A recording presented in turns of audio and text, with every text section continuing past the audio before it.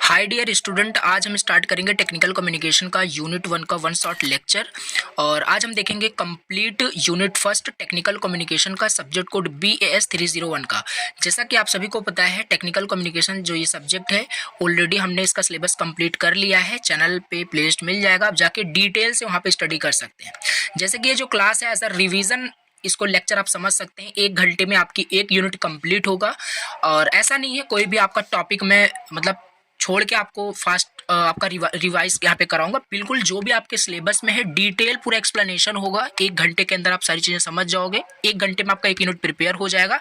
और प्लस चीज़, रिवीजन का मतलब ये नहीं होता है खाली नोट्स को जस्ट आप रिपीट कर रहे हो और बोल रहे हो कि हाँ मेरा रिवीजन हो गया। रिवीजन का मतलब ये होता है कि कोई नया क्वेश्चंस आप उसको देखो कैसे क्वेश्चंस आ रहे हैं एग्जाम में। ठीक है, मतलब PYQ सॉल्व करना, प्रीवियस ईयर क्वेश्चंस पेपर देखना, कुछ इंपॉर्टेंट क्वेश्चन देखना, उसको सॉल्व करना, उसको लर्न करना, ये सारी इस तरीके से आपका एक प्रॉपर रिवीजन होता है। मतलब एक इफिशिएंट इफेक्टिव जो यहाँ पे मैं बात करूँ, आपका रिवीजन होता है। तो ये सारे आपके यूनिट तो यहाँ पे डिस्कस करेंगे सारे टॉपिक्स। आपको कुछ इंपॉर्टेंट क्वेश्चंस भी बताऊंगा जो एग्जाम में आए हुए हैं, आ भी सकते हैं। और मे भी हो सकता है कुछ ऐसे क्वेश्चंस, एक दो क्वेश्चंस ऐसे हों, बट ऐसा हो नहीं सकता। बट एक दो क्वेश्चन ऐसे हो भी सकते हैं जो सिलेबस में मतलब नहीं दिया गया है, फिर भी वो मतलब आया हुआ है एग्जाम में। तो इस टाइप से यहाँ पे क्वेश्चंस हम देखेंगे। चलिए अभी स्टार्ट करते हैं। ठीक है, तो देखिए, आप वीडियोस को बिल्कुल लेक्चर को फॉरवर्ड करके भी देख सकते हैं, 1.5 1.25 करके देख सकते हैं फॉर सेव योर टाइम। ठीक है, अब यहाँ पे देखिए, पहले मैं आपको एक थोड़ा सा PDF दिखा देता हूँ। ठीक है, ये PDF मैंने ऑलरेडी आपको शेयर किया था व्हाट्सएप ग्रुप में, और इस पर मैंने लेक्चर्स भी बनाया था, वीडियोस बनाया था। ये इंपॉर्टेंट क्वेश्चंस आपको मैंने ऑलरेडी दे रखा था। आई थिंक आपने इसको प्रिपेयर कर लिया होगा अभी तक। ठीक है, बाकी इन सब का मैं सोल्यूशन दूंगा। ठीक है, और सिलेबस में जो आपका सिलेबस दिया है यूनिट फर्स्ट में, वो सारे तो कवर होंगे ही होंगे। बाकी ये जो 11 आपके इंपॉर्टेंट क्वेश्चन यूनिट फर्स्ट में है, ये सारे मैं इसका समझ लीजिए एक सोल्यूशन आपको देने वाला हूँ। ठीक है, एक सोल्यूशन आपको मिल रहा है, यानी इसका आंसर आपको मिलेगा, लर्न कर सकते हैं, और आपका सिलेबस तो कंप्लीट होगा यूनिट फर्स्ट का 1 घंटे के अंदर। ठीक है, और इतना अगर आप कर लेते हैं, हाँ यूनिट फर्स्ट आपका बिल्कुल पूरा 100% रिवाइज एंड कंप्लीट हो जाएगा, क्योंकि सारे टॉपिक्स यहाँ पे कवर हो जाएंगे इस वन शॉट लेक्चर के अंदर। नाउ स्टार्ट करते हैं। देखिए, सिलेबस में आपका दिया है, पहला स्टार्टिंग यहाँ पे दिया है, role and purpose of communication क्या होता है। अब देखिए, सबसे पहले आप टेक्निकल कम्युनिकेशन सब्जेक्ट पढ़ो। बिल्कुल मैं पूरा स्टार्टिंग से रिवाइज कराने वाला हूँ। कम्युनिकेशन पहले देखोगे क्या होता है पूरा स्टार्टिंग से। ठीक है, चलिए, अब सबसे पहले आपको पता होना चाहिए कम्युनिकेशन क्या होता है, टेक्निकल कम्युनिकेशन क्या होता है। सब्जेक्ट आप पढ़ रहे हो टेक्निकल कम्युनिकेशन, तो आपको पता होना चाहिए टेक्निकल कम्युनिकेशन होता क्या है। ठीक है, ये सारी चीज़ें हमें पता है टेक्निकल कम्युनिकेशन क्या होता है। सबसे पहले तो एग्जाम में जो क्वेश्चन आया हुआ है, इस तरीके से क्वेश्चंस आता है। ठीक है, आई थिंक ये मैंने प्रीवियस जो लेक्चर्स थे उसमें मैंने इसको कवर नहीं किया था, इसीलिए इसमें ये कवर हो जाएगा। Define communication and process of communication. ठीक है, कम्युनिकेशन को डिफाइन करना है और प्रोसेस क्या होता है कम्युनिकेशन का वो बताना है। तो सिंपल सी बात है, हम टेक्निकल कम्युनिकेशन जब आपको डेफिनेशन बताए थे, टेक्निकल कम्युनिकेशन का मतलब होता है कॉम्प्लेक्स इन्फॉर्मेशन को simple and easy way manner में अंडरस्टैंड मतलब करना, उसको समझा देना किसी को, वही होता है आपका टेक्निकल कम्युनिकेशन। कन्वे करना कॉम्प्लेक्स इन्फॉर्मेशन को in an easy to understand manner को, उसी को बोलते हैं टेक्निकल कम्युनिकेशन।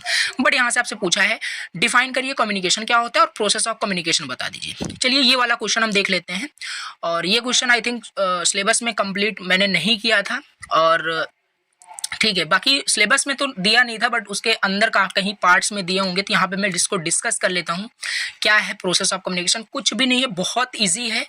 ठीक है, अगर आप देख ही रहे हैं अभी फर्स्ट टाइम, तो बिल्कुल आपको समझ में आ जाएगा। इसमें कुछ भी ऐसा नहीं है कि आपको लर्न करना पड़ेगा, अब आप इसको बहुत रटोगे, ऐसा कुछ भी नहीं है। अभी यहाँ पे देखिए, सबसे पहले कम्युनिकेशन क्या होता है, क्योंकि ऑलरेडी आपने सारी चीज़ें पढ़ रखी है प्ले लिस्ट से। अगर पहले से पढ़ रखा है तो बहुत ईजी होगा, ईजी टू अंडरस्टैंड होगा। और बाकी तो मैं डीपली पढ़ा ही रहा हूँ, बाकी एकदम नए वीडियो पे आ गए हो तब भी आप समझ सकते हैं। देखिए, वहाँ पे क्वेश्चन में बोला था कम्युनिकेशन क्या होता है। देखिए, कम्युनिकेशन में आपको बता दूं, 2 पर्सन है, जैसे कि एक सेंडर होता है, एक रिसीवर होता है, सब कुछ आपको पता है ऑलरेडी। उन दोनों के बीच जो कम्युनिकेशन हो रहा है, ट्रांसफर ऑफ इन्फॉर्मेशन हो रहा है, ट्रांसफर ऑफ थॉट्स, आइडियाज, वही सारे कम्युनिकेशन है। बातचीत जो हो रही है उसी को कम्युनिकेशन कहा जाता है। यहाँ पे लिखा भी है, अगर आपसे पूछता है डिफाइन कम्युनिकेशन, तो सिंपल यहाँ पे आपको एक प्रॉपर डेफिनेशन लिख देनी है। Communication can be defined as the transfer of information, ideas, knowledge and thoughts between sender and receiver through an accepted code of symbol. Accepted code of symbol का मतलब होता है दो लोगों के बीच जो ट्रांसफर ऑफ इन्फॉर्मेशन हो रहा है, आइडिया जो ट्रांसफर हो रहा है, वो उनका जो लैंग्वेज है वो सेम है, code of conduct, code of symbol जो है वो सेम है।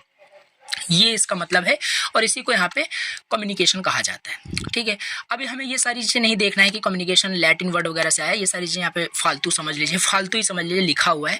बाकी डिफाइन कम्युनिकेशन बोला था, जस्ट आपको डिफाइन कर देना है, टू द पॉइंट रहना है। ठीक है, चलिए हो गया। अब सेकंड क्या था, प्रोसेस ऑफ कम्युनिकेशन। ये जो क्वेश्चन था हमने सिलेबस में नहीं देखा था, बट हाँ यहाँ पे मैंने इसीलिए कवर कर दिया। अब ऐसा नहीं है कि आप इसे देख नहीं सकते, इंस्टेंटली आपको सारी चीज़ें ऑलरेडी पता है, आप इसको देख सकते हो, बाकी समझ सकते हैं। अब यहाँ पे प्रोसेस ऑफ कम्युनिकेशन आपसे पूछा था। देखिए कम्युनिकेशन का प्रोसेस क्या होता है। कम्युनिकेशन आपको पता है, प्रोसेस मतलब कम्युनिकेशन करने के पीछे क्या क्या प्रोसेस, क्या साइकिल यूज होता है कम्युनिकेशन करने का। देखिए इस तरीके से आपको डायग्राम बनाना है और इसी डायग्राम को आप एक्सप्लेन कर दोगे, आपका प्रोसेस ऑफ कम्युनिकेशन खत्म, बस कुछ भी नहीं है। और देखिए सबसे पहले एक सेंडर होता है और एक रिसीवर होता है, आपको ऑलरेडी पता है। जैसे मैं कुछ बात बोल रहा हूँ तो मतलब आप सुनने वाले हो, ठीक, ऐसा रिलेट कर सकते हो। मतलब जैसे मैं सेंडर हूँ, आप रिसीवर हो, तो दो लोग हैं, दो लोगों के बीच जो कम्युनिकेशन होता है वही आपका कम्युनिकेशन होता है, सिंपल आपको पता है। तो अब इनके बीच का प्रोसेस क्या होता है, कम्युनिकेशन करने के पीछे मतलब क्या साइकिल यूज होता है। सबसे पहले जो सेंडर होता है वो मैसेज को इनकोड करता है। मैसेज को क्या करता है, इनकोड करता है। इनकोड का सिंपल मतलब है, जैसे आप, ठीक है, व्हाट्सएप पे, सॉरी, आप किसी को ऑनलाइन मैसेज सेंड करना चाहते हो, कम्युनिकेट करना चाहते हो, एज आप रिलेट करिए, एग्जांपल दे रहा हूँ। जैसे ऑनलाइन किसी अपने फ्रेंड के साथ क्या करना चाहते हो, कम्युनिकेशन करना चाहते हो, तो आप मैसेज को इनकोड करोगे। इनकोड का मतलब है सबसे पहले आपने मैसेज को सोचा और मैसेज को आपने माइंड में मतलब थॉट कर लिया, उसको सोच लिया, ठीक है। अब उसको इनकोड करने का मतलब है उसको राइट करोगे, लिखोगे कहाँ पे, उसको लिखोगे एज अ चैनल पे, ठीक है।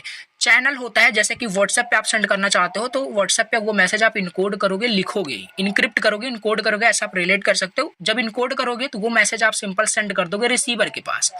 अब जो रिसीवर है, रिसीवर भी उसे चैनल के माध्यम से मैसेज को क्या करेगा, रिसीव करेगा, और रिसीव कर लेगा तो उसको क्या करेगा, आपने उसको इनकोड कर रखा है, उसको डिकोड करेगा। उसके पास डिक्रिप्शन की होती है, उसकी मदद से वो क्या करेगा, उसको डिकोड करेगा, और डिकोड करने के बाद वो मैसेज को पढ़ लेगा, फिर वो क्या करेगा, रिस्पॉन्स करेगा, एंड उसी रिस्पॉन्स को यहाँ पे फीडबैक कहा जाता है। बस यही हो गया इसका प्रोसेस, और इसी को कम्युनिकेशन साइकिल भी कहा जाता है, कम्युनिकेशन इन्वायरमेंट भी इसी को बोला जाता है।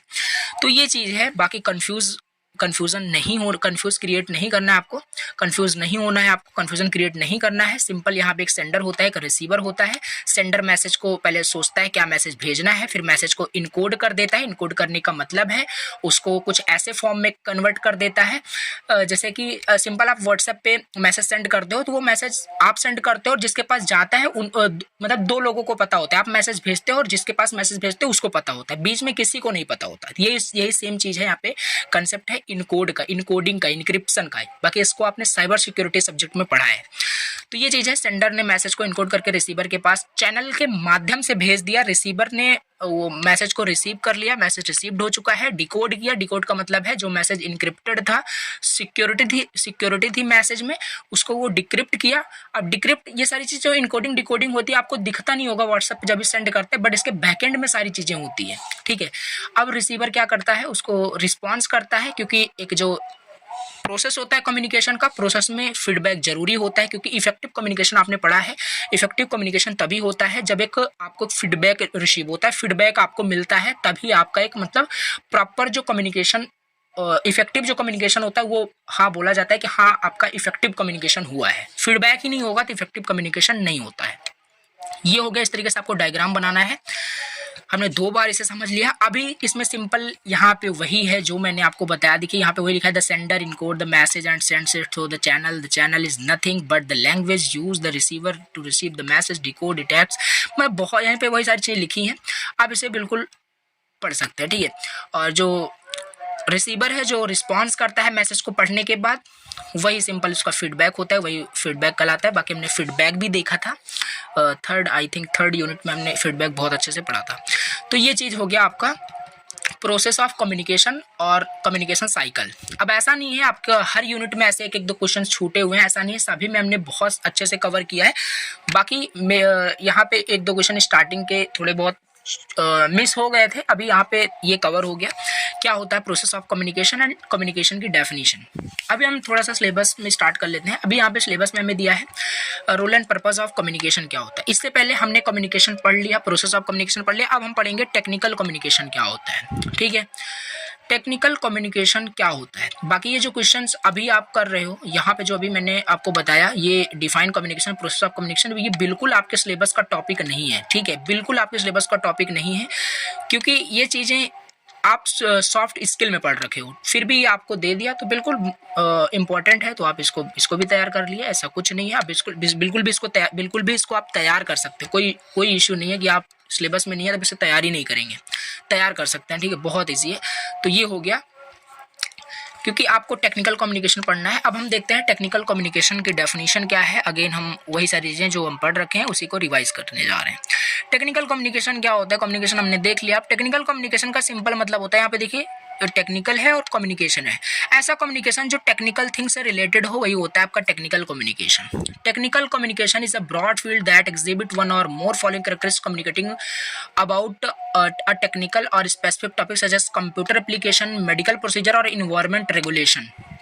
वही होता है आपका यहाँ पे टेक्निकल कम्युनिकेशन। ऐसा कम्युनिकेशन जो टेक्निकल थिंग से रिलेटेड हो, जैसे कि आप और आपके फ्रेंड्स दोनों लोग कम्युनिकेट कर रहे हैं कुछ कंप्यूटर सॉफ्टवेयर के बारे में, कुछ प्रोजेक्ट बनाने में, मतलब कुल मिला के टेक्निकल चीज़ों से रिलेटेड है, वही होता है आपका टेक्निकल कम्युनिकेशन। चलिए देखते हैं यहाँ पे एक प्रॉपर डेफिनेशन टेक्निकल कम्युनिकेशन की। जैसे हमने कम्युनिकेशन की एक प्रॉपर जनरल डेफिनेशन हमने देखी। Technical communication is a communication that conveys complex technical information in an easy to understand manner. Technical communication is a communication that conveys complex information in an easy to understand manner। वही होता है आपका technical communication. Now one more important question यहाँ पे है, बहुत ही ज़्यादा important question है, general communication and technical communication में डिफरेंस क्या होता है। अभी हम रिवाइज स्टेज पे हैं, ठीक है, अब सारी चीज़ें हम रिवाइज कर रहे हैं, काफ़ी थोड़ा सा फास्ट वर्ड यहाँ पे हम सारी चीज़ें देखेंगे, ऑलरेडी हमने बहुत डिटेल से देख ली है, ठीक है। जनरल कम्युनिकेशन क्या होता है, जनरल कम्युनिकेशन आपका इनफॉर्मल होता है स्टाइल में, और टेक्निकल कम्युनिकेशन आपका फॉर्मल होता है स्टाइल में। जनरल कम्युनिकेशन के पास कोई भी सेट ऑफ पैटर्न नहीं होता है, टेक्निकल कम्युनिकेशन के पास ऑलवेज सेट ऑफ पैटर्न होता है। अब सेट ऑफ पैटर्न क्या मतलब होता है, सेट ऑफ पैटर्न का मतलब होता है कोई रूल्स, कोई रेगुलेशंस कुछ नहीं होता है। जनरल कम्युनिकेशन में डायरेक्टली जो आप कम्युनिकेट करते हैं अपने फ्रेंड के साथ, अपने फैमिली के साथ, वो एक जनरल कम्युनिकेशन होता है। उसमें कोई भी रूल, कोई भी फॉर्मेट, कोई भी सेट ऑफ पैटर्न फॉलो नहीं होता है, वही होता है आपका जनरल कम्युनिकेशन। टेक्निकल कम्युनिकेशन में always set of pattern follow होता है, और जनरल कम्युनिकेशन मोस्टली ओरल होता है। टेक्निकल कम्युनिकेशन ओरल और रिटन दोनों हो सकता है, और general communication life in general होता है। Technical communication related to specific field, जैसे कि इंटरव्यू, बिजनेस इंटरव्यू में जो आप इंटरव्यू देते हैं वहाँ पे जिस टाइप की जो कम्युनिकेशन होती है वो ऑल्सो एक एग्जांपल है आपका टेक्निकल कम्युनिकेशन का। और जनरल कम्युनिकेशन के एग्जांपल से हम अपने फ्रेंड्स, फैमिली, रिलेटिव्स के साथ बात करते हैं तो वो एक जनरल कम्युनिकेशन है। और general communication does not have any format, does not have any set of pattern, ठीक है, ये अलग अलग पॉइंट्स लिखे हैं, मतलब कोई भी फॉर्मेट नहीं होता है।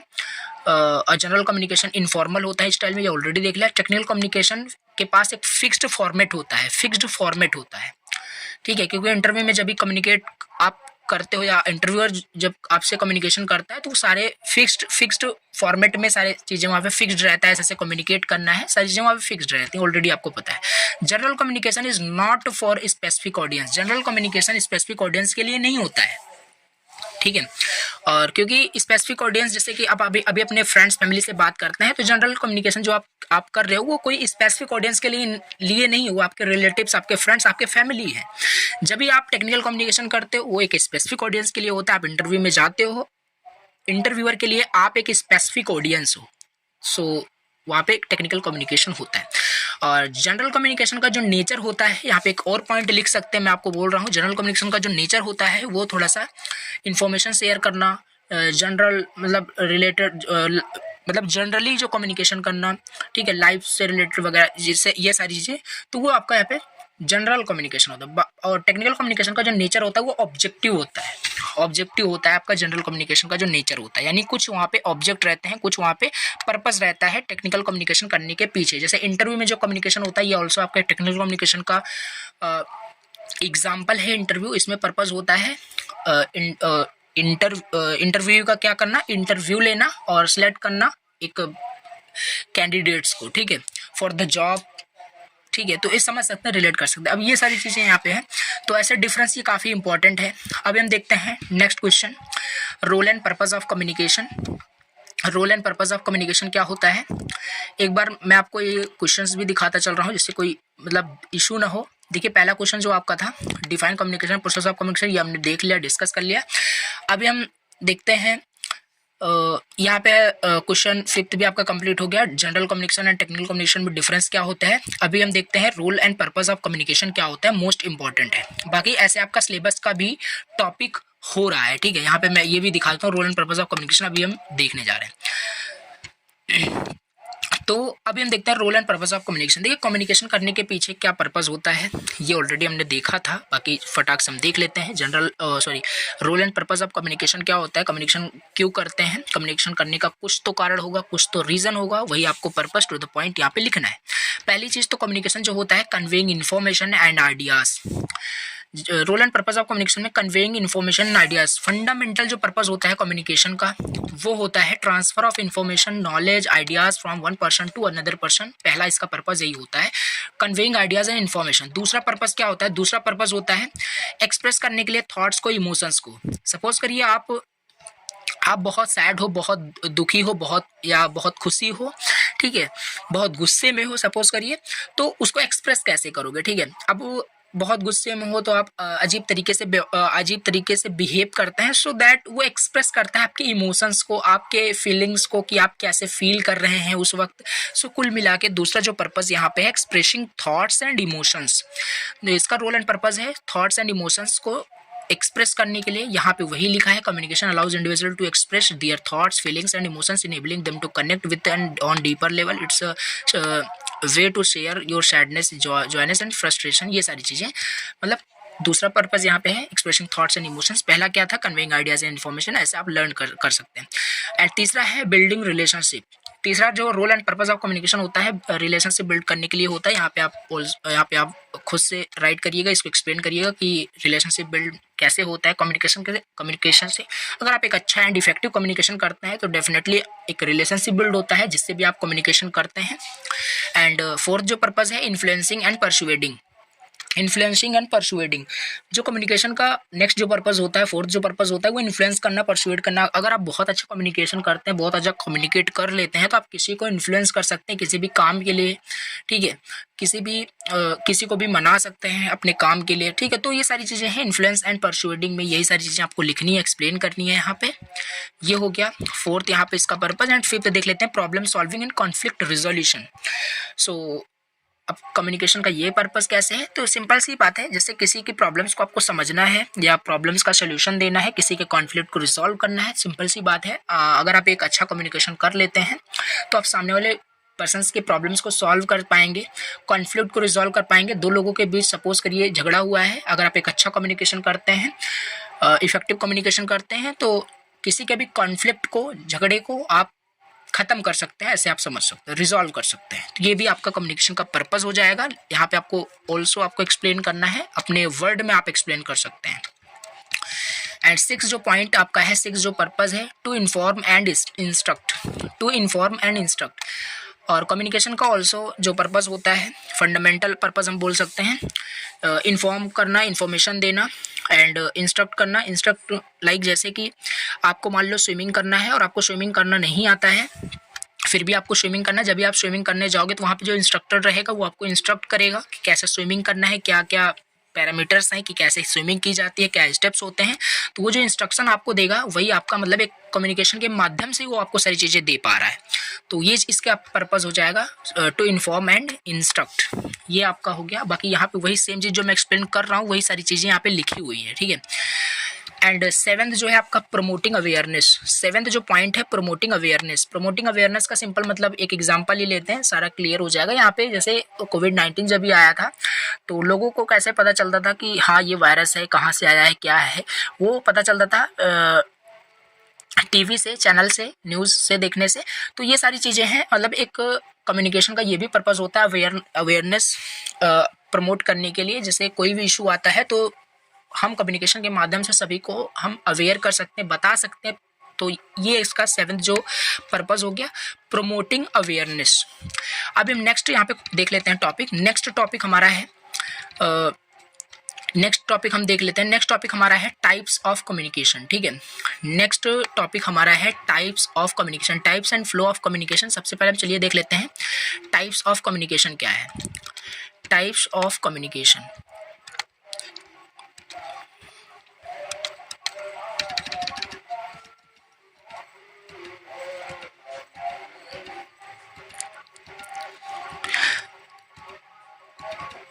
तो यहाँ पे टाइप्स ऑफ कम्युनिकेशन क्या होता है, देखिए टाइप्स ऑफ कम्युनिकेशन के बेसिकली दो टाइप्स होते हैं। पहला होता है on the basis of style and purpose, and second on the basis of communicative channel. तो on the basis of style and purpose में सबसे पहला आपका जनरल होता है, टेक्निकल होता है, ये दोनों हमने देख लिया है। एंड सेकंड यहाँ पे हमें देखना है on the basis of communicative channel, एक होता है वर्बल होता है, दूसरा होता है नॉन वर्बल कम्युनिकेशन। वर्बल के अंदर दो आता है, ओरल कम्युनिकेशन, रिटन कम्युनिकेशन है, इसमें गेस्चर्स आता है, आई मूवमेंट्स, ये सारे नॉन वर्बल कम्युनिकेशन होते हैं। अब यहाँ पे हमें देखना है वर्बल कम्युनिकेशन क्या है, जल्दी से देख लेते हैं। वर्बल कम्युनिकेशन में हम वर्ड का यूज करते हैं इन्फॉर्मेशन को शेयर करने के लिए, उसी को हम वर्बल कम्युनिकेशन कहते हैं, जिसमें हम वर्ड का यूज करके कम्युनिकेशन करते हैं, वही वर्बल कम्युनिकेशन होता है। जैसे अभी मैं जो कम्युनिकेशन कर पा रहा हूँ ये एक वर्बल कम्युनिकेशन है, क्योंकि मैं इसमें वर्ड का यूज कर रहा हूँ, सेंटेंसेस का कुछ यूज कर रहा हूँ, कुछ बोल रहा हूँ, यही आपका वर्बल कम्युनिकेशन है। ठीक है, अब वर्बल कम्युनिकेशन का एग्जांपल जैसे प्रेजेंटेशन कुछ आप देते हैं तो वहाँ पे भी वर्बल कम्युनिकेशन होता है। फोन कॉल पे जब भी आप बात करते हैं तो वहाँ उसको भी वर्बल कम्युनिकेशन हम बोलते हैं। अब वर्बल कम्युनिकेशन के अंदर यहाँ पे पहला आता है ओरल कम्युनिकेशन। ओरल कम्युनिकेशन क्या होता है, अब देखिए oral communication is also type of verbal communication. Oral communication के अंदर क्या होता है कि हम जब भी कम्युनिकेशन करते हैं वो ओरली करते हैं। जैसे नाम से ही पता चल रहा है ओरल कम्युनिकेशन, ओरली जो कम्युनिकेशन होता है, यानी कि जो भी हम कम्युनिकेशन, जो भी इन्फॉर्मेशन किसी को हम बताते हैं, बोलते हैं, बात करते हैं, वो स्पोकन फॉर्मेट में होता है, केवल स्पोकन में होता है, रिटन में नहीं होता है। ठीक है, वही आपका यहाँ पे हो गया ओरल कम्युनिकेशन। जबकि जो वर्बल कम्युनिकेशन होता है वो आपका ओरल भी हो सकता है और रिटन भी हो सकता है। जैसे कि वर्बल कम्युनिकेशन के दो टाइप्स ही होते हैं, ओरल कम्युनिकेशन और रिटन कम्युनिकेशन। तो ओरल कम्युनिकेशन सिंपल एक process of verbally transmitting information in spoken form as an individual group. जैसे डिबेट, ग्रुप डिस्कशन में, lecture, video call, face to face किसी से बात करते हो, वॉइस चैट किसी से करते हो, तो वो आपका ओरल कम्युनिकेशन के अंदर आता है। दूसरा है रिटन कम्युनिकेशन। रिटन कम्युनिकेशन क्या होता है, written communication just opposite of oral communication. Written communication में हम कम्युनिकेशन करते हैं राइट करके, कुछ चीज़ें राइट करके। जैसे कि इंटरव्यू में बात करते हैं, इंटरव्यू का एग्जांपल लेते हैं। इंटरव्यू में जो भी कम्युनिकेशन होता है वो आपका ओरल भी होता है, रिटन भी होता है, बट वहाँ पे रिटन कम्युनिकेशन जैसे कि आपसे इंटरव्यूअर कुछ राइट करके कुछ पजल, कुछ क्वेश्चंस, ठीक है, कुछ न्यूमेरिकल्स टाइप का आपको क्वेश्चन जो पेपर पे लिख करके आपसे कम्युनिकेट करता है, बात करता है, वो आपका एक एग्जांपल हो सकता है रिटन कम्युनिकेशन का। अब रिटन कम्युनिकेशन का सिंपल इतना मतलब ही नहीं है कुछ चीज़ें जो लिख करके हो उसी को बोलते हैं रिटन कम्युनिकेशन, नहीं। कोई चीज़ें अगर प्रिंट है, कोई लेटर, कोई सिंबल, कुछ ग्राफ वगैरह, कुछ इमेजेस देख रहे हो, तो वो सारी चीज़ें आपका रिटन कम्युनिकेशन के अंदर आएगा। ठीक है, printing letters and numbers to convey the information, वो आपका रिटन कम्युनिकेशन का। It is an act of writing, typing और प्रिंटिंग लेटर्स और numbers to convey the information, वही है आपका रिटन कम्युनिकेशन। तो ये चीज़ हो गया। और रिटन कम्युनिकेशन का एक बेनिफिट ये होता है कि हम इसे स्टोर कर सकते हैं परमानेंटली, क्योंकि एक हार्ड कॉपी पे सारी चीज़ें होती है, इसको हम परमानेंटली स्टोर कर सकते हैं। जैसे आपका मैसेज हो गया, टेक्स्ट हो गया, ईमेल एंड पेपर एक्सेट्रा, ये सारी चीज़ें आपके रिटन कम्युनिकेशंस के अंदर आते हैं। अभी हम नेक्स्ट देख लेते हैं। नेक्स्ट हमारा है non verbal communication.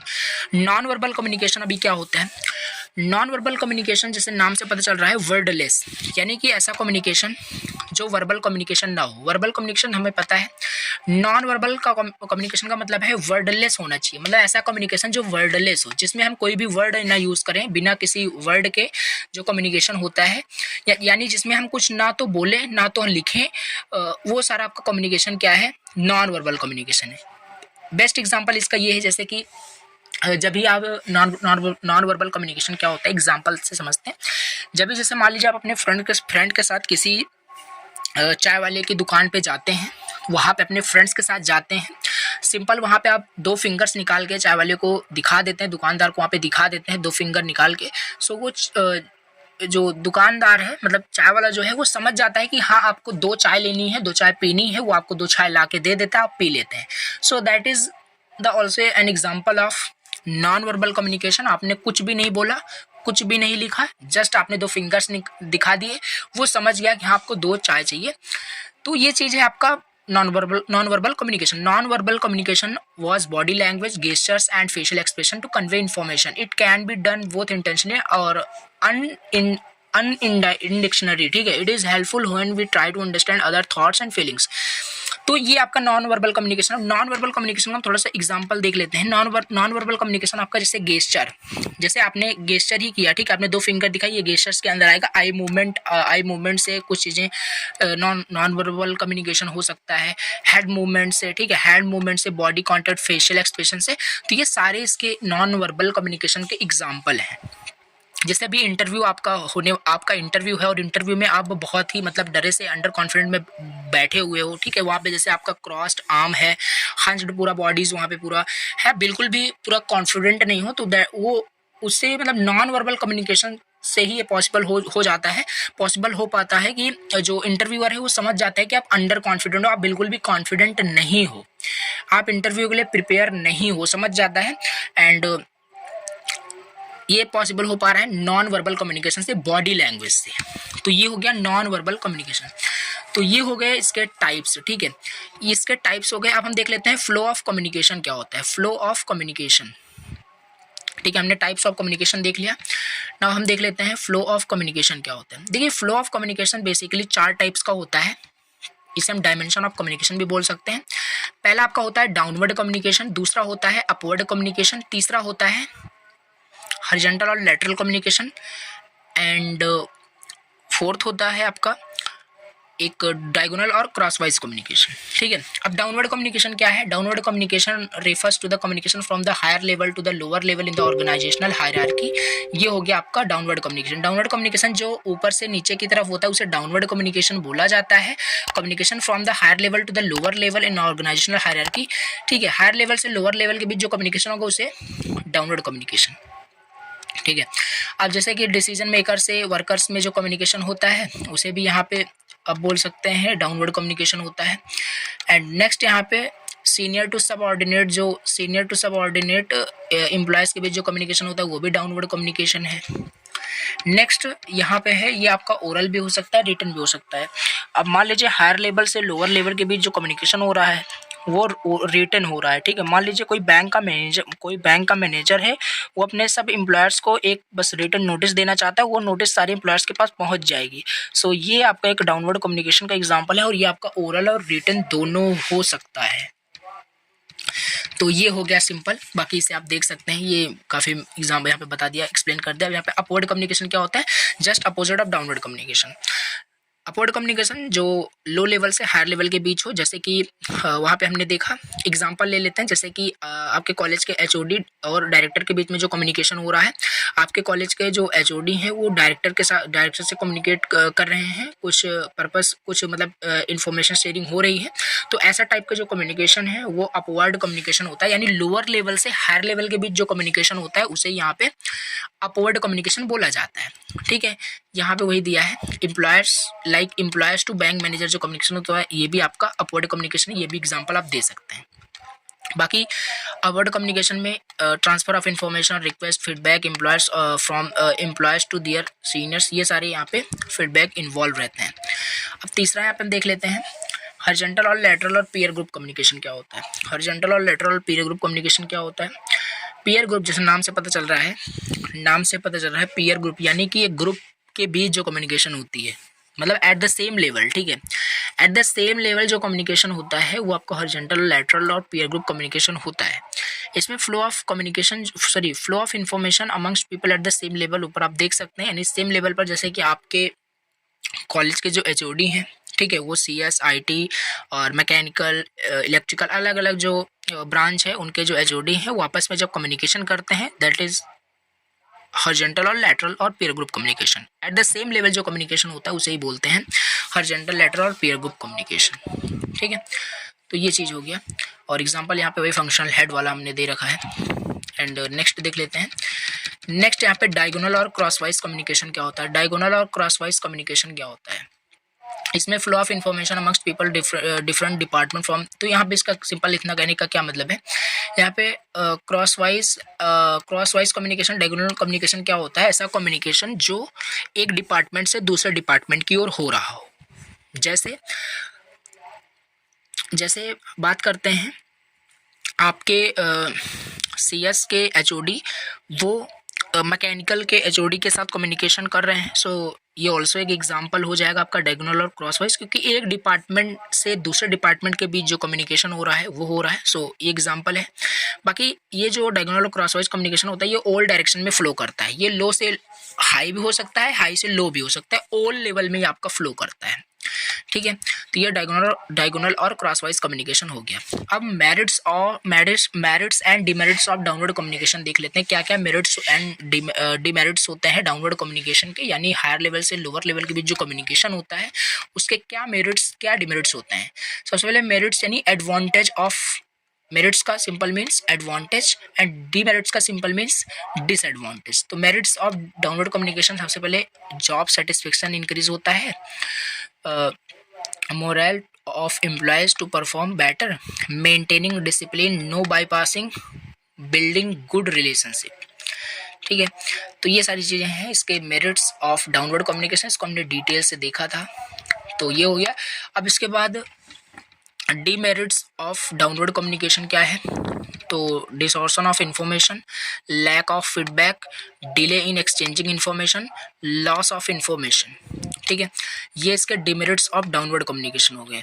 Lack of feedback, क्योंकि ऊपर से जब नीचे की तरफ जो कम्युनिकेशन होता है हायर लेवल से लो लेवल के बीच, तो वहाँ पे फीडबैक की थोड़ी सी मतलब लैक होता है। ठीक है, लैक ऑफ फीडबैक होता है, क्योंकि ऊपर से नीचे ही कम्युनिकेशन होता है, नीचे वालों को कम मतलब बोलने दिया जाता है, ऐसे आप समझ सकते हैं। ठीक है, लैक ऑफ फीडबैक यही होता है। अब इसके बाद हमारा है merits and demerits of upward communication. Merits and demerits of upward communication. अब मेरिट्स ऑफ अपवर्ड कम्युनिकेशन में क्या है, merits and demerits of upward communication में, इसमें merits of upward communication feedback from employers. इसमें तो सबसे पहले फीडबैक मिलता है एम्प्लॉयर्स का टू द सीनियर को, and motivating to employ, development of plan, good relationship. ये सारे इसके क्या हो गए, मेरिट्स हो गए। ठीक है, अब इसके बाद डिमेरिट्स ऑफ अपवर्ड कम्युनिकेशन। क्या क्या डिमेरिट्स हैं अपवर्ड कम्युनिकेशन के, चेंज ऑफ इन्फॉर्मेशन हो जाता है, बाईपासिंग यहाँ पे होता है। ठीक है, रिस्क और डिसोर्शन ऑफ इन्फॉर्मेशन, तो ये सारी चीज़ें हैं। कॉन्फ्लिक्ट विद बाईपास्ट अथॉरिटीज, अगर प्रॉपर चैनल फॉलो नहीं होता है तो यहाँ पे बाईपासिंग भी हो सकती है इन्फॉर्मेशन की।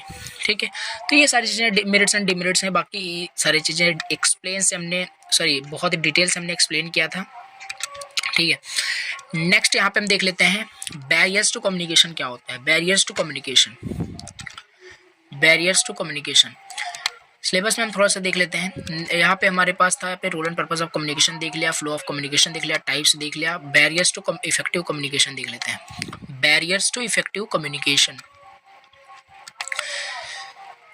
एक सेकेंड। हाँ, बैरियर्स टू कम्युनिकेशन क्या होता है, यानी कम्युनिकेशन में कितने टाइप से बैरियर हो सकते हैं। कम्युनिकेशन बैरियर होता क्या है पहले ये देखते हैं, फिर कितने टाइप से बैरियर यहाँ पे हो सकते हैं। सबसे पहले कम्युनिकेशन बैरियर का जो मतलब होता है सिंपल, ये आपका अराइज होता है during the communication process and may confuse the listener and reader, create misunderstanding and confusion and may some time lead to communication breakdown. देखिए, कम्युनिकेशन बैरियर राइज होता है जब हम कम्युनिकेशन करते हैं।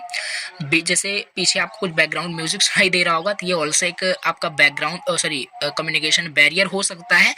ठीक है, तो इस तरीके से मतलब जो लिसनर होता है उनको कंफ्यूज करते हैं, रीडर्स को कंफ्यूज कर देते हैं, मिसअंडरस्टैंडिंग क्रिएट कर देते हैं। कुल मिला के कहने का मतलब है जो बैरियर्स होते हैं।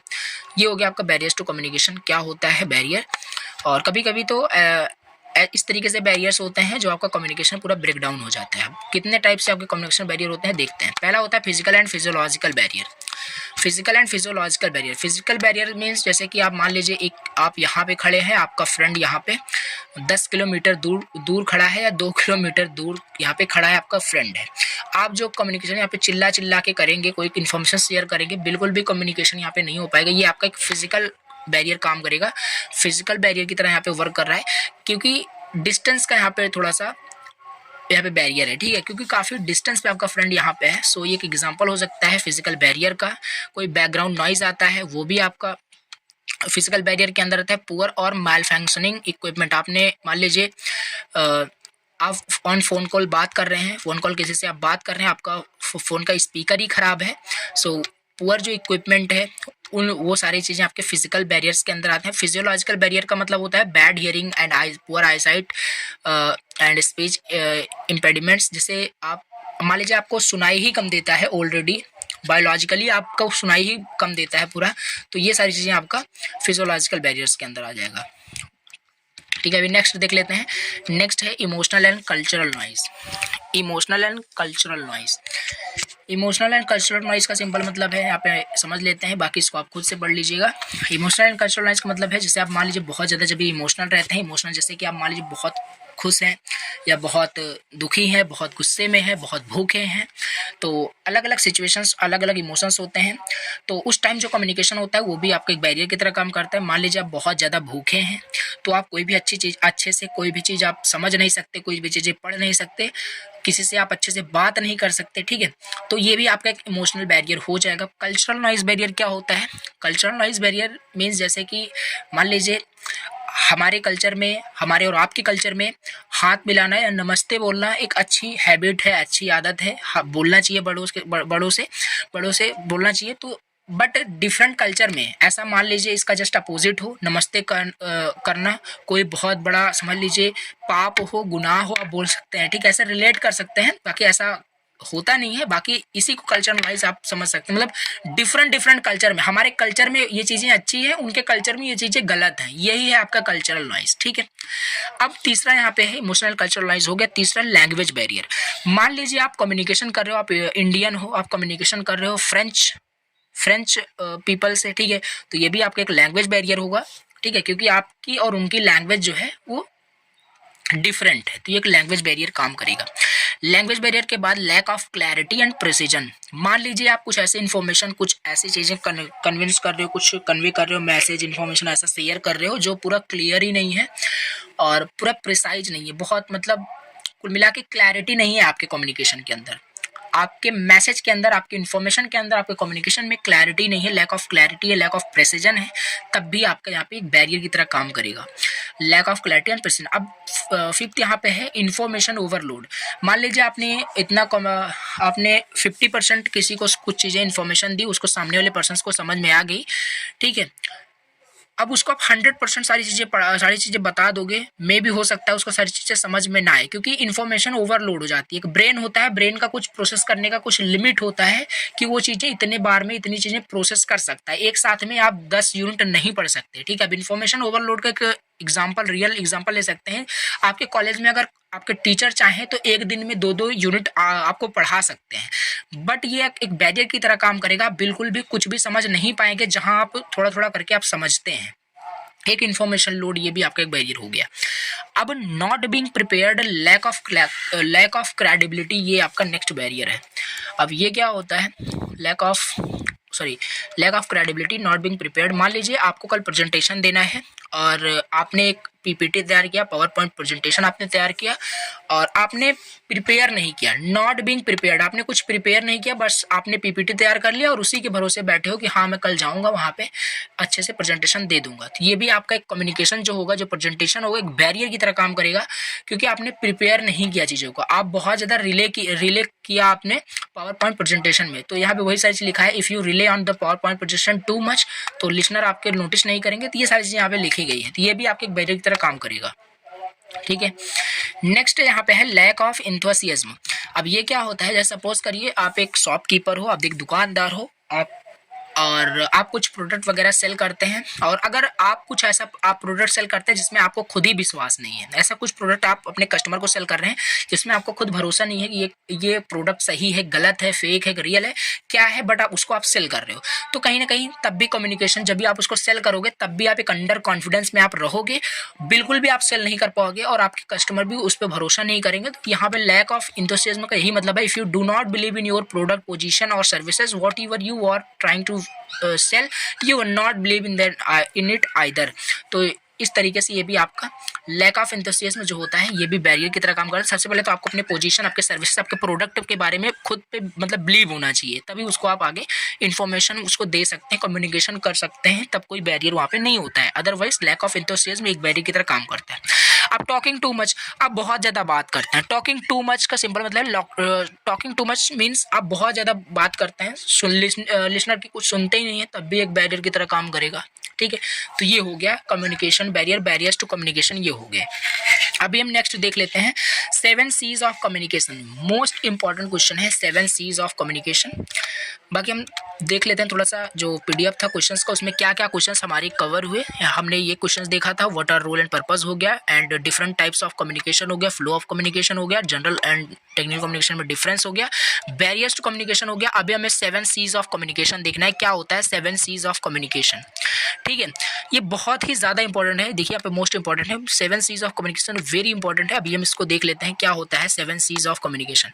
7 C's ऑफ कम्युनिकेशन यानी कि यहाँ पे देखिए सबसे पहले आपसे पूछता है, अगर 7 C's ऑफ कम्युनिकेशन पूछता है तब भी आपको ये लिखना है। अगर 7 C's ऑफ बिजनेस राइटिंग आपसे पूछता है, 7 C's ऑफ बिजनेस राइटिंग लिखना सेम है बट बीच का कंटेक्स्ट बदलेगा, क्योंकि इस तरीके से भी क्वेश्चंस पूछे गए हैं एग्जाम में। 7 C's ऑफ बिजनेस राइटिंग ऐसे दे देगा तो लिखना सेम है आपको, ठीक है, सेम लिखना है, बट यहाँ पे जो है थोड़ा सा कंटेक्स्ट यहाँ पे राइटिंग को लेकर के आपको लिखना है, बाकी सेम होगा, क्योंकि राइटिंग और कम्युनिकेशन दोनों एज अ सेम पर्पज आप समझ सकते हैं। क्लैरिटी होगी लिखने में तब भी सामने वाला पर्सन समझेगा, क्लैरिटी होगी कम्युनिकेशन करने में तब भी सामने वाला अच्छे से समझेगा, तो वही सेम चीज़ लिखनी है आपको, ठीक है। तो ये हो गया पहला आपका क्लैरिटी। पहला C stands for, first stand for clarity. आपका कम्युनिकेशन जो होना चाहिए वो क्लियर होना चाहिए, ठीक है, क्लियर होना चाहिए। कम्युनिकेशन क्लियर होगा तभी सामने वाला पर्सन अच्छे से कोई भी इन्फॉर्मेशन हो वो समझ पाएगा। तो पहला आपका क्लैरिटी हो गया। अब सेकंड देख लेते हैं, बाकी इसे आपने डिटेल से पढ़ा है, समझा है आपने। दूसरा होता है कंप्लीटनेस, दूसरा होता है कंप्लीटनेस। कोई भी कम्युनिकेशन हो वो कंप्लीट होनी चाहिए, ठीक है, कोई भी इन्फॉर्मेशन हो वो कंप्लीट होनी चाहिए। सपोज करिए आप एक प्रोडक्ट सेल कर रहे हो, जैसे एग्जांपल मैंने दिया, आप एक शॉपकीपर हो, ठीक है, तो अगर आप कुछ भी प्रोडक्ट सेल कर रहे हो तो प्रोडक्ट के बारे में आपकी जिम्मेदारी है, आपको कम्युनिकेशन करना है, कंप्लीट करना है अपने कस्टमर के साथ, तभी आपका कस्टमर एक डिसीजन ले पाएगा कि हाँ मुझे प्रोडक्ट खरीदनी चाहिए या नहीं खरीदनी चाहिए, तभी वो आपसे सेटिस्फाइड होगा, ठीक है। तभी आपका कम्युनिकेशन एक प्रॉपर कम्युनिकेशन, एक इफेक्टिव कम्युनिकेशन होगा। अगर आपका इन्फॉर्मेशन ही क्लियर नहीं है और कंप्लीट ही नहीं है तो फिर आगे का कुछ भी वहाँ पे रिस्पॉन्स आपको नहीं मिलने वाला। तो कंप्लीट होना चाहिए कम्युनिकेशन, ये दूसरा हो गया। तीसरा यहाँ पे ये है कंसाइजनेस। आपका जो कम्युनिकेशन होना चाहिए बहुत ज़्यादा लॉन्ग नहीं होना चाहिए। ऐसा नहीं कि आप प्रोडक्ट सेल कर रहे हो अपने कस्टमर्स को तो आप बहुत उसके मतलब प्रोडक्ट के बारे में एक्सप्लेन करते चले जा रहे हो, फालतू की चीज़ें बोल रहे हो। आप जो कस्टमर है या जो ऑडियंस होता है वो इम्प्रेस नहीं होते हैं length of the message, message के लेंथ को देख करके वो इम्प्रेस नहीं होते हैं कि आप कितना बता रहे हो, कितना मैसेज आप दे रहे हो, कितना इन्फॉर्मेशन दे रहे हो। वो इम्प्रेस होते हैं कि आप कितने कम वर्ड का यूज़ करके, कितने लास्ट पॉसिबल वर्ड में कितना ज़्यादा इन्फॉर्मेशन आप उनको दे पाते हो। यानी आपका मैसेज जो होना चाहिए कंसाइज होना चाहिए, ब्रीफ होना चाहिए, ब्रीफ में आप सारी चीज़ें उनको बता रहे हो, ठीक है। ये हो गया आपका थर्ड, पहला क्लैरिटी, कंप्लीटनेस, कंसाइजनेस। ना इसके बाद यहाँ पे है कंसाइडरेशन। कभी भी कम्युनिकेशन करना है तो कंसाइडरेशन को कंसाइडर करके चलना है। मीन्स कंसाइडरेशन का ये होता है कि आप रिसीवर के पॉइंट ऑफ व्यू से पहले देखें, तब आपको कुछ भी इन्फॉर्मेशन किसी को देना चाहिए, तभी सामने वाले पर्सन से बात करनी चाहिए। आप मान लीजिए कुछ कम्युनिकेशन कर रहे हो, आप अपने प्रोडक्ट को सेल कर रहे थे, जैसे एग्जांपल मैंने दिया था, आप रिसीवर के पॉइंट ऑफ व्यू से देख ही नहीं रहे हैं कि रिसीवर मतलब कि जो ऑडियंस है, जो कस्टमर है, वो कैसे कैसे क्वेश्चन हमसे पूछ सकती है। ये सारी चीज़ें आपको एनालाइज करनी होती है। कंसिडरेशन का मतलब यही होता है, और किसी के फीलिंग्स को हार्म ना पहुंचे, ये सारी चीज़ें हमें कंसाइडर करना होता है, ठीक है। रिसीवर के एंगल से हमें यहाँ पे देखना होता है। कंसाइडरेशन का मतलब यही है, यही आपको एक्सप्लेन करना है यहाँ पे, ठीक है। यहाँ पे वही आपको एक्सप्लेन करना है। ये हो गया कंसाइडरेशन। इसके बाद आता है कंक्रीटनेस। कंक्रीटनेस का सिंपल मतलब होता है यहाँ पे टू द पॉइंट। जो भी कम्युनिकेशन आप करो वो टू द पॉइंट होना चाहिए, टू द पॉइंट होना चाहिए। कंक्रीट कम्युनिकेशन जैसे यहाँ पे लिखा है कि आप फजी और जंबल वर्ड यूज़ ना करें, ठीक है, टेक्निकल टर्म ज़्यादा यूज़ ना करें, इजी टू अंडरस्टैंडेबल मैनर में जो कम्युनिकेशन होता है सिंपल वर्ड्स यूज़ करें, जैसे कि टू द पॉइंट रहे, आप कम्युनिकेशन करें। कंक्रीट कम्युनिकेशन आपका कुल मिला के होना चाहिए। फिफ्थ सी का मतलब ये है। इसके बाद सिक्स सी का जो मतलब है वो है आपका करेक्टनेस, ठीक है। जो कम्युनिकेशन होना चाहिए वो करेक्ट होना चाहिए। अब सपोज करिए आपने जो जैसे अपने प्रोडक्ट को आप सेल कर रहे थे, आपका अगर कम्युनिकेशन करेक्ट नहीं होगा तो ऑडियंस तो पहली चीज़ तो आपसे इम्प्रेस्ड नहीं होगी, और आपका अगर कम्युनिकेशन करेक्ट नहीं होगा तो फर्दर आप खुद पहले तो अंडर कॉन्फिडेंट रहेंगे, कॉन्फिडेंट के साथ कम्युनिकेशन नहीं कर पाएंगे, तो ये आपका एक इशू आ जाएगा, ठीक है। तो आपका करेक्ट होना चाहिए, आपका इन्फॉर्मेशन जो है वो करेक्ट होना चाहिए। तो ये हो गया 6 का C एंड 7 यहाँ पे हम देख लेते हैं 7C स्टैंड्स फॉर कर्टसी, यानी जो भी कम्युनिकेशन करें वो एक फ्रेंडली एंड पोलाइट तरीके से हेल्पफुल बिहेवियर को दिखाते हुए आप करें। ठीक है, ठीक है। कर्टसी का मतलब यही है कि फ्रेंडली और हेल्पफुल मैनर में आप कम्युनिकेशन कर रहे हो, मैसेज को सेंड कर रहे हो, किसी को दे रहे हो, इन्फॉर्मेशन शेयर कर रहे हो, helpful and politeness and kindness behaviour से। ये सारी चीज़ें वहाँ पे वही लिखी है। ठीक है, तो ये हो गया 7 C's ऑफ कम्युनिकेशन। अभी हम देख लेते हैं थोड़ा सा इम्पॉर्टेंट क्वेश्चन। ठीक है, कोड एंड कंटेंट, ये सारी चीज़ें आपका 2 मार्क्स में पूछी जा सकती हैं। Right a short note on code and content. ठीक है, ये पूछा जा सकता है।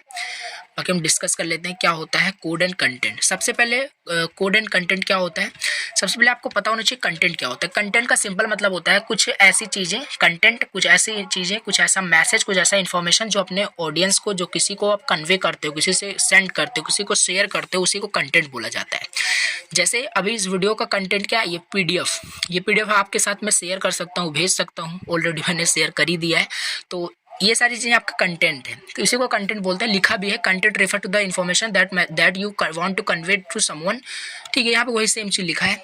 और ये चीज़ें चाहे आप उसको कंटेंट को बोल करके शेयर करें या राइट करके कुछ चीज़ें करें, ये कंटेंट होता है। इमेजिन करिए आप एक स्टोरी बता रहे हो अपने फ्रेंड्स को, आपका कुछ फेवरेट वैकेशन था, ठीक है, वैकेशन था, उसके बारे में बता रहे हो, उसमें आप कहाँ पे घूमने गए, क्या क्या चीज़ें आपने किया अपने वैकेशन में, ठीक है, अपने हॉलीडेज में अपने क्या क्या किया, कहाँ घूमे आप, वो सारी चीज़ें आप बता रहे हो। That is a content of your story. ठीक है, अब इसी के साथ हम देख लेते हैं कोड क्या होता है।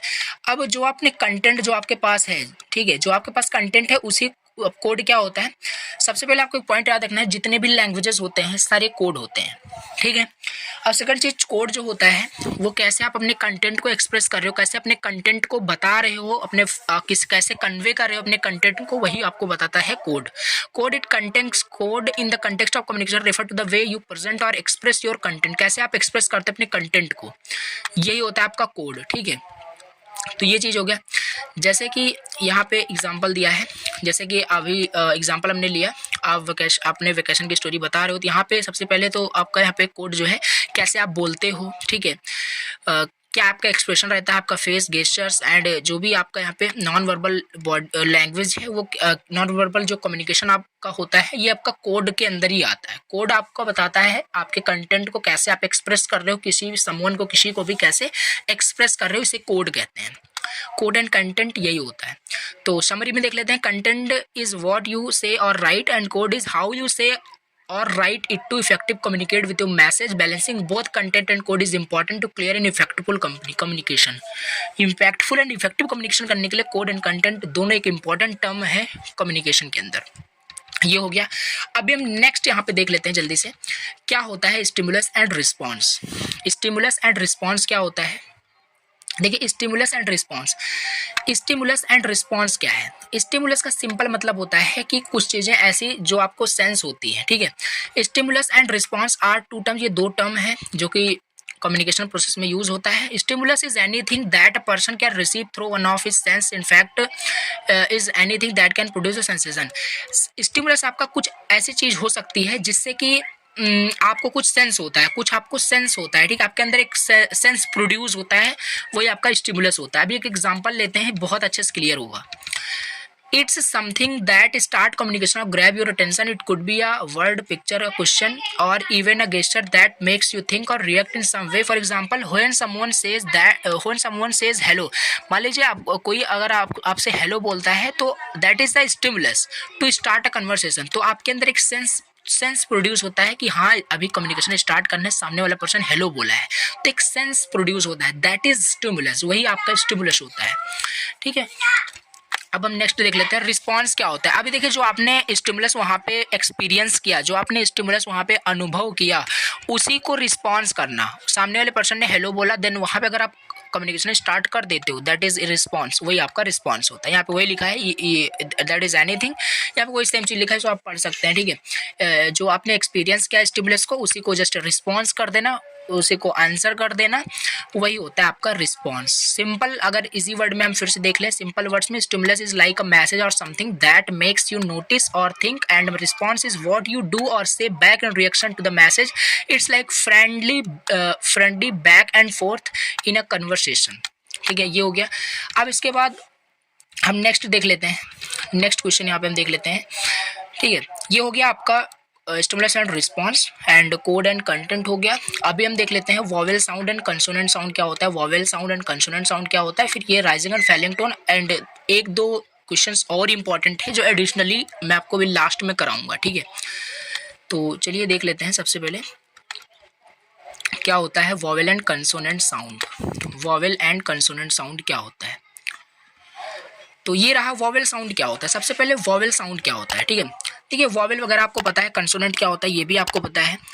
ठीक है, वॉवेल A-E-I-O-U 5 वॉवेल्स यहाँ पे होते हैं। ठीक है, एंड 21 वहाँ पे आपके कंसोनेंट होते हैं, आपको ऑलरेडी पता है। तो अब इसमें हम थोड़ा सा डिस्कस करते हैं। देखिए वॉवेल साउंड जो होता है, vowel sound are open and clear sound and we make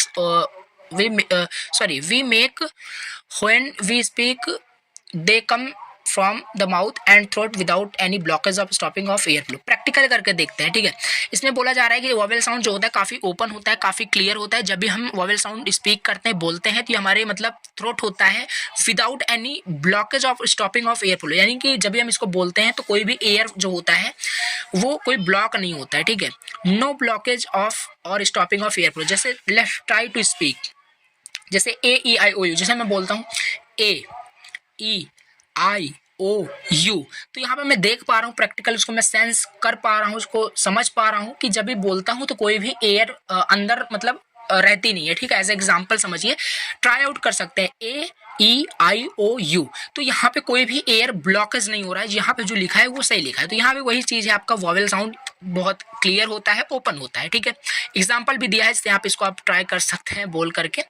बाकी अब हम देख लेते हैं नेक्स्ट, यहाँ पे वॉवेल साउंड ये हो गया। वॉवेल साउंड यहाँ पे हम थोड़ा और भी देख लेते हैं। During the production of vowel sound the air from the lungs comes out in an unrestricted manner in an rather than continuous stream. There are 20 distinct vowel sound in English. यहाँ पे ये सारी चीजें लिखी है। अब देखिए आपको ये याद रखना है, ये डायग्राम याद रखना है। ठीक है, देखिए जो अंग्रेजी में 26 अल्फ़ाबेट्स होते हैं पता है, अभी यहाँ पे 5 वॉवेल्स होते हैं, 21 कंसोनेंट होते हैं। 5 वॉवेल से 20 साउंड प्रोड्यूस किए जा सकते हैं, 21 कंसोनेंट से 24 साउंड्स प्रोड्यूस किए जा सकते हैं, ये पता है। अभी 20 साउंड्स जो होते हैं ये अलग अलग होते हैं। आपके 12 साउंड मोनोफ्थोंग से हो सकते हैं और 8 साउंड जो आपके डिप्थोंग से हो सकते हैं, और 21 कंसोनेंट से वो 24 साउंड से निकाले जा सकते हैं। अभी हम इसी को देखते हैं क्या क्या है। मोनोफ्थोंग्स क्या होता है, सबसे पहले मोनोफ्थोंग्स क्या है। मोनोफ्थोंग्स से 12 साउंड्स प्रोड्यूस किए जा सकते हैं। मोनोफ्थोंग्स आपका क्या होता है, मोनोफ्थोंग्स का सिंपल मतलब होता है इसमें आप जो भी साउंड प्रोड्यूस करते हैं वो सिंगल साउंड निकलता है, सिंगल साउंड निकलता है, यानी इसको बोल सकते हो प्योर वॉवेल होता है, ये प्योर वॉवेल होता है। ठीक है, प्योर वॉवेल होता है। जैसे ये सारी चीज़ें जो आपको दी गई हैं ये आप देख सकते हैं। ठीक है, ये सिंबल आप बिल्कुल अगर एग्जाम में आता है एक्सप्लेन करने के लिए 7 मार्क्स में आई थिंक ये बहुत कम ही चांस है 7 मार्क्स में आएगा, 2 मार्क्स में पूछता है। बाकी अगर 7 मार्क्स में आता है, ये कंटेंट मैंने प्रोवाइड करा रखा है आपको, इन सारे को थोड़ा सा सिंबल वगैरह आपको याद करना पड़ेगा, आपको इस तरीके से इसका मीन क्या है ये सारी चीज़ें आपको एक्सप्लेन करना है। ठीक है, तो ये सारी चीज़ें बाकी आप देख लीजिएगा, यहाँ पे नोट्स ऑलरेडी मैंने प्रोवाइड करा दिया था, आप इसको देखेंगे। ठीक है, अब यहाँ पे दूसरा हम डिप्थोंग्स देख लेते हैं। मोनोफ्थोंग्स मतलब कि प्योर वॉवेल होता है, सिंगल साउंड निकलता है। डिप्थोंग्स का जस्ट अपोजिट, मतलब यहाँ पे आपका 2 साउंड कंबाइन करके निकलता है, 2 साउंड यहाँ पे कंबाइन करके निकलता है, इसे बोलते हैं डिप्थोंग्स। ठीक है, ये हो गया आपका डिप्थोंग्स, यानी एक साउंड यहाँ पे नहीं निकलता। जैसे एग्जाम्पल ही आप देख लीजिए, जैसे आप बोलिए अभी प्रे, प्रे, यहाँ पे ए भी निकल रहा है, वाई भी निकल रहा है, तो इस तरीके से आप समझ सकते हैं। यहाँ पे 2 साउंड यहाँ पे कंबाइन करके यहाँ पे निकल रहा है, 2 वॉवेल साउंड यहाँ पे कंबाइन निकलता है, इसे ही आपका डिप्थोंग्स बोला जाता है। और ऊपर भी आप देख सकते हैं बोल करके, जैसे आपका मोनोफ्थोंग्स का भी यहाँ पे एग्जाम्पल यहाँ पे दिया है, इस तरीके से कुछ सिंबल इसको डिनोट करते हैं। और हॉट, पॉट अगर आप बोलते हैं तो यहाँ पे देखिए ओ जो है यहाँ पे आपका वो बिल्कुल प्योर यहाँ पे वॉवेल साउंड निकल रहा है, इसमें कंबाइन और यहाँ पे मिक्स जो साउंड यहाँ पे नहीं निकल रहा है। तो मोनोफ्थोंग्स, डिप्थोंग्स ये हो गए। अब दूसरा हम देख लेते हैं कंसोनेंट साउंड क्या होता है? कंसोनेंट साउंड जो होता है जब हम प्रोनाउंस करते हैं कंसोनेंट साउंड को, तो जो आपका एयर पैसेज होता है वो कंप्लीटली और पार्शली जो होता है वो क्लोज हो जाता है, बंद हो जाता है, वहाँ पे no any blockage of air flow होता है। जब हम वॉवेल साउंड बोलते हैं कोई भी एयर ब्लॉक नहीं होता है, यहाँ पे चाहे पार्शली होता है या कंप्लीटली भी हो सकता है। ट्राई करेंगे, अभी प्रैक्टिकल करके देखेंगे। There are 24 distinct consonant sound in English. Simple जो डायग्राम में था वही है कि 21 कंसोनेंट साउंड कंसोनेंट से यहाँ पे 24 डिस्टिंक्ट यहाँ पे कंसोनेंट साउंड निकाले जा सकते हैं। For example when you say B और C, the lips and tongues both are, ये सारी चीज़ आप प्रैक्टिकल करके देखिए। अभी से आप बी बोलते हो, बी, तो यहाँ पे आपके लिप्स, यहाँ पे जो बोला है lips and tongues block the partially air, यहाँ पे हाँ बिल्कुल आपका एयर फ्लो जो यहाँ पे ब्लॉक हो रहा है। बाकी इतना डिटेल्स इसको बिल्कुल भी यहाँ पे मैं अभी नहीं एक्सप्लेन करूंगा, आपने ऑलरेडी इसको पढ़ा होगा, ठीक है, इसको आप पढ़ सकते हैं। यहाँ पे वही लिखा है, try saying B and you noticed how your lips and tongues, मतलब कैसे ब्लॉक करता है एयर को, ये सारी चीज़ें, ठीक है, ये 2 मार्क्स में पूछा जा सकता है, इतना इनफ है। अभी हम नेक्स्ट देख लेते हैं। नेक्स्ट यहाँ पे देखते हैं, लास्ट टॉपिक है, उसके बाद हम फिर 2 इंपॉर्टेंट क्वेश्चंस यहाँ पे देखेंगे। ये है आपका इंटोनेशन क्या होता है, टोन क्या होता है, ठीक है। टोन क्या होता है, इंटोनेशन या टोन क्या है। सिंपल इंटोनेशन और टोन का सिंपल ये मतलब होता है, जैसे कि आप कभी भी कम्युनिकेशन करते हैं तो उस कम्युनिकेशन में आपका टोन क्या होता है, आपका पिच, ठीक है, वही आपका होता है। How you use the pitch और tone of your voice to express meaning, मतलब यहाँ पे इंटोनेशन और like you are telling a story someone talk faster, मतलब ऐसा कोई स्टोरी आप किसी से बता रहे हैं तो आप कभी नोटिस करते हैं कि उस स्टोरी में आप अकॉर्डिंग टू दैट सिचुएशन आप अपनी आवाज़ को कभी बढ़ा के बताते हैं, कभी कम करके, मतलब अकॉर्डिंग टू दैट स्टोरी, तो वही होता है आपका टोन, उसी को इंटोनेशन बोला जाता है, ठीक है। और वो डिपेंड कर रहा है कि स्टोरी में हो क्या रहा है, ठीक है, जो स्टोरी में हो रहा है उसी के अकॉर्डिंग आपका टोन वहाँ पे चेंज हो रहा है। तो वही चीज़ है, आप कैसे आपका पिच कैसे वहाँ पे यूज, आप कैसे वहाँ पे किस टाइप का पिच वहाँ पे यूज़ करते हैं, कैसे एक्सप्रेस करते हैं अपने मीनिंग्स को, वही आपका टोन होता है। इंटोनेशन टोन सेम है। अब यहाँ पे एक प्रॉपर डेफिनेशन यहाँ पे है, टोन क्या होता है। Tone as the way your voice goes up और डाउन व्हेन यू से और वर्ड और sentence, it's like a musical tone. When you sing we can break it down into 2 types, 2 types के आपके tone होते हैं। पहला आपका rising tone होता है, दूसरा क्या होता है, फैलिंग टोन। राइजिंग टोन का मतलब होता है जब भी आप बोलते हैं, कुछ भी इन्फॉर्मेशन शेयर करते हैं, तो उसमें आपका टोन जो होता है राइजिंग होता है, यानी कि लिटिल अप होता है, ठीक है। When your voice goes up you are talking और आस्किंग क्वेश्चन शोइंग सरप्राइज, कुछ चीज़ें अगर आप सरप्राइजली कुछ चीज़ें अगर आप एक्सप्रेस करते हैं तब भी आपका राइजिंग टोन आता है। आप रिलेट कर सकते हैं, it's like going up a little hill. For example के साथ समझ में आएगा। फॉर एग्जांपल जैसे आप बोलते हैं व्हेन यू से what's your name, when you से व्हाट्स योर नेम, तो आप नोटिस कर सकते हैं कि at the last of the name what's your name, तो नेम पे यहाँ पे क्या है, आपका जो टोन है वो एट द मतलब राइजिंग यहाँ पे हो रहा है, ठीक है, थोड़ा सा लिटिल अप यहाँ पे हो रहा है, तो ये चीज़ आपका राइजिंग टोन है। फैलिंग टोन का हम देख लेते हैं। फैलिंग टोन में क्या होता है, जब भी हम falling tone when your voice goes down like you are making a statement or giving a command, it's falling tone, it's like going down a little hill. For example, if you say close the door, your voice goes down on the door. इसे try करिए। अभी आप बोलते हैं close the door, तो at the last of the door word you notice that how your voice goes down on the door, तो ये आपका फैलिंग टोन हो जाएगा, ठीक है। अभी हमने जो आपको बोला था, यहाँ पे आपका सारा सिलेबस का हमने टॉपिक डिस्कस कर लिया। अभी हमने जो आपको बोला था, अभी आपको इंपॉर्टेंट क्वेश्चंस बताएंगे, वो हम देख लेते हैं। एक बार थोड़ा सा हम देख लेते हैं यहाँ पे सारे क्वेश्चंस आपके कवर हुए कि नहीं। पहला आपका ये चीज़ हो गया था, हाँ, role and purpose of communication भी हो गया, टाइप्स ऑफ कम्युनिकेशन हो गया, और ये फ्लो ऑफ कम्युनिकेशन, इसको आपको डायग्राम के हेल्प से थोड़ा सा एक्सप्लेन करना है, और ये चीज़ भी होगी। अब यहाँ पे barriers to communication, 7C of communication, और ये 2-2 मार्क्स के क्वेश्चंस हैं। बाकी अगर 7 मार्क्स में आता है, कंटेंट हमने प्रोवाइड किया, आप बिल्कुल वहाँ पे देख सकते हैं। ये आपके सारे यहाँ पे इंपॉर्टेंट क्वेश्चन डिस्कस हो चुके हैं, ठीक है। अब यहाँ पे हम थोड़ा सा देख लेते हैं जो एडिशनल मैंने आपको बताया था, ये रहा, ठीक है, ये चीज़ हमने देखा। अब यहाँ पे एक टाइप से क्वेश्चन इस तरीके से आपसे पूछा जा सकता है, ठीक है। अब बिल्कुल भी ऐसा नहीं है कि आप इसे छोड़ दें। अब अगर आप रिवाइज कर रहे हैं तो एज अ एडिशनल आप इसे बिल्कुल याद कर लें, समझ सकते हैं, आ सकता है एग्जाम में, ठीक है। यहाँ पे डिस्क्राइब करिए formal and informal channel of communication flow with example. कुछ नहीं है इसमें, सिंपल आपको बताना है फॉर्मल कम्युनिकेशन क्या होता है, इनफॉर्मल कम्युनिकेशन क्या होता है। देखिए ये जो टॉपिक है बिल्कुल आपके सॉफ्ट स्किल का टॉपिक है, इसमें दे दिया है, इसीलिए मैंने स्टार्टिंग में इसे नहीं पढ़ा था, बट जब इसे हमने बाद में देखा तो जो बुक्स होती हैं उसमें मेंशंस थी, तो इसमें यहाँ पे मैंने मेंशन कर दिया। ठीक है, डिस्क्राइब करना है फॉर्मल एंड इनफॉर्मल कम्युनिकेशन क्या होता है, विथ एग्जांपल यहाँ पे आपको बताना है। चलिए देख लेते हैं जल्दी से। देखिए फॉर्मल कम्युनिकेशन क्या होता है, फॉर्मल कम्युनिकेशन चैनल क्या होता है, फॉर्मल कम्युनिकेशन क्या होता है। सबसे पहले जो अभी आपने पढ़ा ना वही सारी चीजें आपका फॉर्मल कम्युनिकेशन है। देखिए यहाँ पे एग्जांपल, डाउनवर्ड कम्युनिकेशन जो होता है वो भी फॉर्मल कम्युनिकेशन है, अपवर्ड कम्युनिकेशन भी फॉरवर्ड कम्युनिकेशन, चारों वहाँ पे लिख डालने हैं आपको। ठीक है, यही है इसमें, इसमें कुछ भी एडिशनली आपको याद नहीं करना है। एक्सटर्नल यहाँ पे एक थोड़ा सा एक्सटर्नल यहाँ पे आ गया। एक्सटर्नल कम्युनिकेशन जो होता है ये भी आपका है, ऑफिशियल मीटिंग्स एंड रिपोर्ट्स, ये भी आपके फॉर्मल कम्युनिकेशन होते हैं। यहाँ पे आप लिख सकते हो downward communication, upward communication, horizontal lateral communication, और एक यहाँ पे डायगोनल और क्रॉसवाइज कम्युनिकेशन भी लिख सकते हैं, वो भी फॉर्मल कम्युनिकेशन होता है। और एक एक्सटर्नल कम्युनिकेशन होता है, यहाँ पे मैंने लिखा भी है क्या चीज़ें कैसे हैं। और जो डाउनवर्ड कम्युनिकेशन में जो चीज़ें high level to lower level यहाँ पे होता है, ये सारी चीज़ें यहाँ पे मेंशन कर देना। और ऑल्सो यहाँ पे थोड़ा सा एग्जाम्पल दे देना। ठीक है, क्योंकि अकॉर्डिंग टू द क्वेश्चन आपको आंसर लिखना होता है। यहाँ पे आपसे बोला था एग्जाम्पल के साथ आपको यहाँ पे एक्सप्लेन करना है, तो एग्जांपल यहाँ पे दे करके आपको समझाना है डाउनवर्ड कम्युनिकेशन, अपवर्ड कम्युनिकेशन और हॉरिजॉन्टल और लैटरल कम्युनिकेशन। नेक्स्ट यहाँ पे है एक्सटर्नल कम्युनिकेशन क्या होता है। External communication interaction between the organization and entities outside such as customer. जैसे कि मान लीजिए आपका एक दुकान है और बाहर से कोई कस्टमर आपके दुकान पे आता है कुछ सामान खरीदने, तो ये टाइप की जो कम्युनिकेशन होता है आप उस कस्टमर से बात करेंगे, एक्सटर्नल कम्युनिकेशन है, यानी वो पर्सन पूरा तरीके से आउटसाइड पर्सन है। तो ये आप समझ सकते हैं एक्सटर्नल कम्युनिकेशन। एग्जांपल आप यहाँ पे दे सकते हैं कस्टमर वगैरह। ठीक है, तो ये सारी चीजें यहाँ पे एक्सटर्नल कम्युनिकेशन हो गया। अब ऑफिशियल मीटिंग्स में जो कम्युनिकेशन होता है या रिपोर्ट वगैरह हमने पढ़ा था। ठीक है, तो ये सारे आपके फॉर्मल कम्युनिकेशन होते हैं, और भी अपने मन से यहाँ पे बना के आप लिख सकते हैं, बिल्कुल लिख सकते हैं, यही सारे आपके फॉर्मल कम्युनिकेशन होंगे। अब फॉर्मल कम्युनिकेशन का मैं प्रॉपर अगर डेफिनेशन बताऊँ, फॉर्मल कम्युनिकेशन ऐसा कम्युनिकेशन जिसमें हम कुछ रूल्स, कुछ सेट ऑफ पैटर्न्स, कुछ रूल्स हम फॉलो करते हैं, उसी को हम फॉर्मल कम्युनिकेशन कहते हैं। ठीक है, फॉर्मल कम्युनिकेशन कहते हैं। जैसे टेक्निकल जो कम्युनिकेशन होता है वो ऑल्सो एक आपका फॉर्मल कम्युनिकेशन ही होता है। ठीक है, technical communication is also formal communication.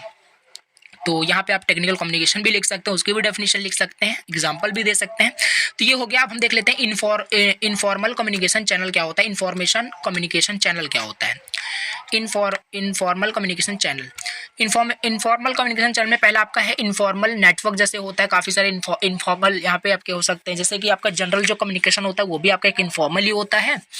और फेस टू फेस जो कन्वर्जन आप करते हैं अपने फ्रेंड्स फैमिली से, वो भी आपका फेस टू फेस कन्वर्जन, ये भी आपका इनफॉर्मल होता है। रिटन कम्युनिकेशन ऑल्सो आपका इनफॉर्मल होता है। ठीक है, इनफॉर्मल कम्युनिकेशन होता है। और रिटन में आपका अनऑफिशियल जो डॉक्यूमेंट होता है वो आपका इनफॉर्मल होता है, क्योंकि रिटन भी आपका फॉर्मल हो सकता है, बट अनऑफिशियल में बात कर रहा हूँ। जैसे informal written exchanges that are not part of official document, वहाँ पे वही जैसे ईमेल, इंस्टेंट मैसेजिंग, जैसे व्हाट्सएप पे चैटिंग वगैरह, hand written notes between colleagues, तो ये सारी कलीग्स वगैरह, ये सारी चीज़ें यहाँ पे आपका इनफॉर्मल कम्युनिकेशन के अंदर आता है, face to face. And informal networks जो मीडिया वाले होते हैं जो कम्युनिकेशन करता है, that is also a example of informal communication channel. यहाँ पे आप एग्जाम्पल भी दे सकते हैं। ठीक है, तो ये हो गया। अभी नेक्स्ट यहाँ पे है social media and networking. Social media and networking पे जो यहाँ पे कम्युनिकेशन होता है वो ऑल्सो एक एग्जांपल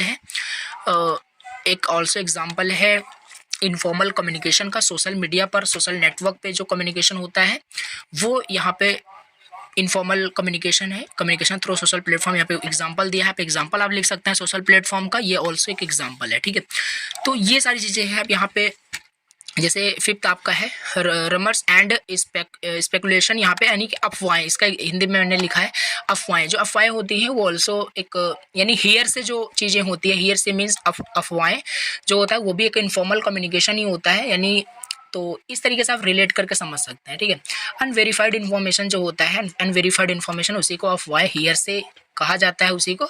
और यहाँ पे एग्जांपल आप थोड़ा बहुत मेंशन कर सकते हैं, हियर से रिगार्डिंग कंपनी पॉलिसी, कुछ ऐसी पॉलिसीज है जो जस्ट हियर से है, रियलिटी से कोई एग्जिस्टेंस ही नहीं है, वो आपका इनफॉर्मल कम्युनिकेशन चैनल हो जाएगा।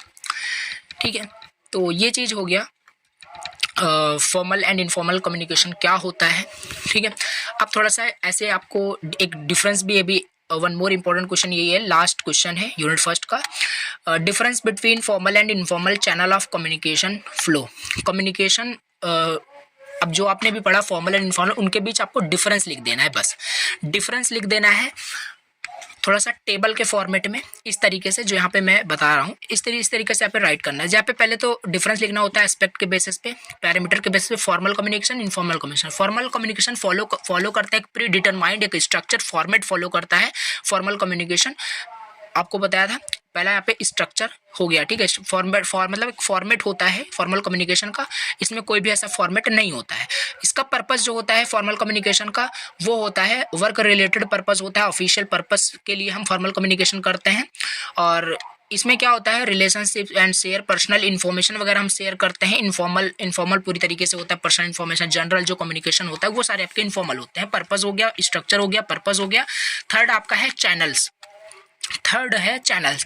अब चैनल्स क्या होता है, इसमें जो चैनल्स होता है लाइक मीटिंग्स में आपका फॉर्मल कम्युनिकेशन होता है, emails and reports and presentation में आपका फॉर्मल कम्युनिकेशन होता है।